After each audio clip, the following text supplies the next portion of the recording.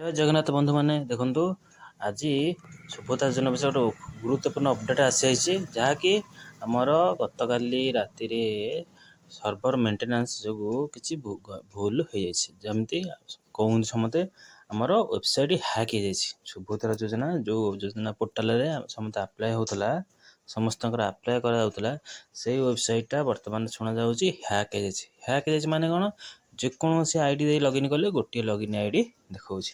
ତେଣୁ ଆପଣମାନେ ଯେଉଁମାନେ କାଲି ସନ୍ଧ୍ୟା ପ୍ରାୟ ପାଖାପାଖି ଆପ୍ଲାଏ କରିଥିଲେ ସେମାନଙ୍କର ଫର୍ମ ରିଜେକ୍ଟ ହୋଇଯିବାର ଆଶଙ୍କା ଅଛି। ତେଣୁ କାଲି ଯେଉଁମାନେ ଆପ୍ଲାଏ କରିଥିଲେ ଆପଣମାନେ ଟିକେ ଦୟାକରି ସେ ଯେଉଁ ସିଏ ସେଣ୍ଟରକୁ ଯାଇଥିଲେ ସେଇଠିକି ଯାଆନ୍ତୁ, ମୋ ସେବା ଜନସେବା କେନ୍ଦ୍ରକୁ ଯାଆନ୍ତୁ। ସେଇଠି ଖାଲି କନଫର୍ମ ଟିକେ କରିଦିଅନ୍ତୁ, ସାର୍ ଆମ ଯେଉଁ ଆପ୍ଲାଏ କରିଥିଲେ ଆମ ଆଇଡ଼ିଟା ଦେଖିଲ ଠିକ୍ ଅଛି, ଠିକ୍ରେ ସବମିଟ୍ ହେଇଛି କି ନାହିଁ, ନହେଲେ କି ଆଉ ଥରେ କରିବାକୁ ପଡ଼ିବ, ସେଇଟା କିଛି ଖବର ଆସିନି। ଆସିଲେ ଆପଣଙ୍କୁ ଜଣାଇ ଦିଆଯିବ। ଦେଖନ୍ତୁ ଏଇଟା ହେଉଛି ମେଣ୍ଟେନାନ୍ସ ଯୋଗୁଁ ଏଇଟା ହେଇଛି, ସର୍ଭର ହ୍ୟାକ୍ ହେଇଯାଇଛି। ଏକା ଥରକରେ 30ଟା ଜିଲ୍ଲାରେ ସବୁଆଡ଼େ ଆପ୍ଲାଏ କରାହେଉଛି, ସର୍ଭର ପୁରା ସ୍ଲୋ ହେଇଯାଉଛି। ତେଣୁ ସେ ମେଣ୍ଟେନାନ୍ସ କରିବାକୁ ଗଲାବେଳେ ଆପଣମାନେ ସବୁ ବ୍ୟସ୍ତ, ସକାଳୁ ରାତି ଯାଏଁ ଲାଇନ୍ ଲଗେଇକିରି ଆପଣମାନେ ଆପ୍ଲାଏ କରନ୍ତି। ନୋଟିସ୍ ଆସିଲା ଯେ ଆପଣମାନେ ବ୍ୟସ୍ତ ହୁଅନ୍ତୁନି, ଯେତେବେଳେ ହେଲେ ବି ଆପଣଙ୍କୁ ମିଳିବ। କିନ୍ତୁ ଆପଣମାନେ କ'ଣ ହୁଅନ୍ତି, ବ୍ୟସ୍ତ ହେଇକି ପକାଇ ଦିଅନ୍ତି।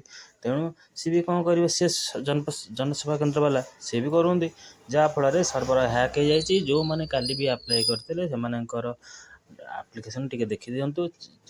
ଯଦି ସେ କହନ୍ତି, ବାଇଚାନ୍ସ କହନ୍ତି ଆଉ ଥରେ ରିଆପ୍ଲାଏ କର, ଆଉ ଥରେ କରିଦେବେ। ଏତେ ତ କୌଣସି ପଇସା ଦେବାକୁ ପଡ଼ୁନା, ନିଃଶୁଳ୍କରେ ହେଉଛି। ତେଣୁ ଆପଣମାନେ ତାକୁ ଆଉ ଥରେ ଯଦି କହନ୍ତି ଦେଖିବେ, ଯାଇ ପଚାରିବେ ଆମର ଏଇଟା ହେଇଛି କି ନାହିଁ ଠିକ୍ରେ, ନହେଲେ ଆଉ ଥରେ ଆପ୍ଲାଏ କରିଦିଅନ୍ତୁ। ତେଣୁ ଆପଣ ବ୍ୟସ୍ତ ନ ହୋଇ ଆପଣଙ୍କର ଆଇଡ଼ିରେ ଯେଉଁ ମେସେଜ୍ ଆସିଛି ସେଟାକୁ ରଖନ୍ତୁ। ଯଦି କ'ଣ ଅସୁବିଧା ହେଲା ଯାଇକିରି ସେ ସେଣ୍ଟର ଟିକେ ପଚାରିକି କନଫର୍ମ ହେଇଯାଆନ୍ତୁ।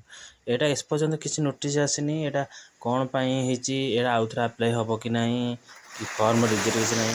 ଦେଖନ୍ତୁ କେତେ ଭିଡ଼ରେ ଲୋକମାନେ ସବୁ, ଆପଣ କୁହାଗଲା ଧୀରେ ସ୍ଥିରେ ଆପ୍ଲାଏ କରନ୍ତୁ, ଆପଣ କିଛି ନ କରିଗଲା ଆପ୍ଲାଏ କରିଦେଉଛନ୍ତି।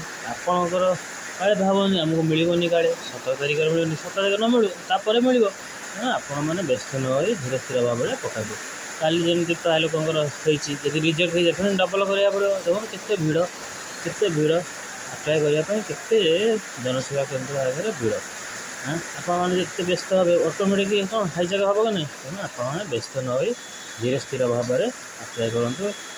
କୌଣସି ଅପ୍ରୀତିକର ପରିସ୍ଥିତି ଉପଯୋଗ ନହୁଏ। Thank you. ଜୟ ଜଗନ୍ନାଥ।